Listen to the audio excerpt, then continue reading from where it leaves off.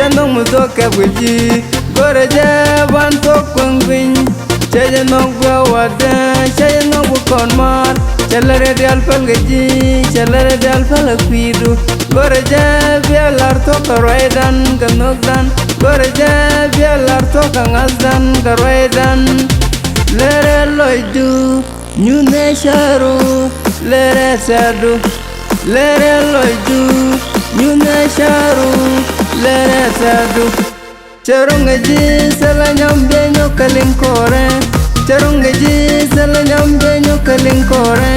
chatogaji salanyam benyo kanenkore charungaji salanyam benyo kalintin chaji lepsi laida salador me sagaji chaji lepsi laida salador me sagaji chaji lar laida salakal me sagaji chaji larada salador me sagaji laida telma dongmu guje charungaji telabindele chargol gamnana jinyamde sendele leojada jina jiri bola me noga noga ju jin bijay wanda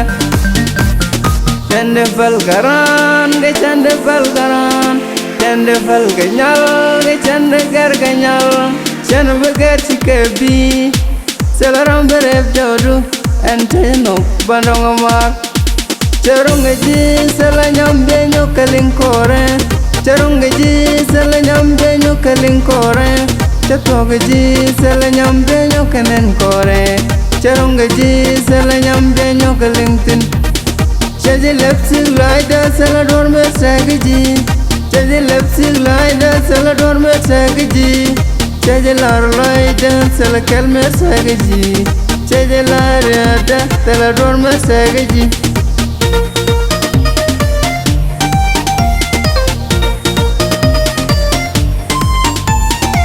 nagaji kaye bya nagaji lung dung no kwija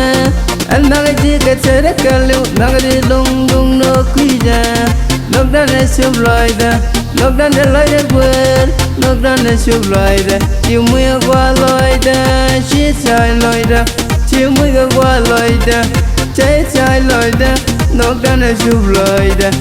nokdan ne loida wer mande lari chu shar garao chutiga dure no kadan chutiga dure shargadu loya kel selaram tiloiro ennaga chiga loy kel sarode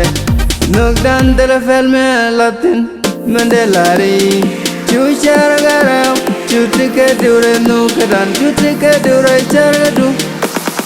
loya kel selaram tiloiro ennaga chiga loy kel sarode nogdan dela felme amatin charungaji salanyam benyo kalinkore charungaji salanyam benyo kalinkore chatogaji salanyam benyo kanenkore charungaji salanyam benyo kalintin chaji lepsi laida salador me sagaji chaji lepsi laida salador me sagaji chaji lar laida salakal me sagaji chaji larada salador me sagaji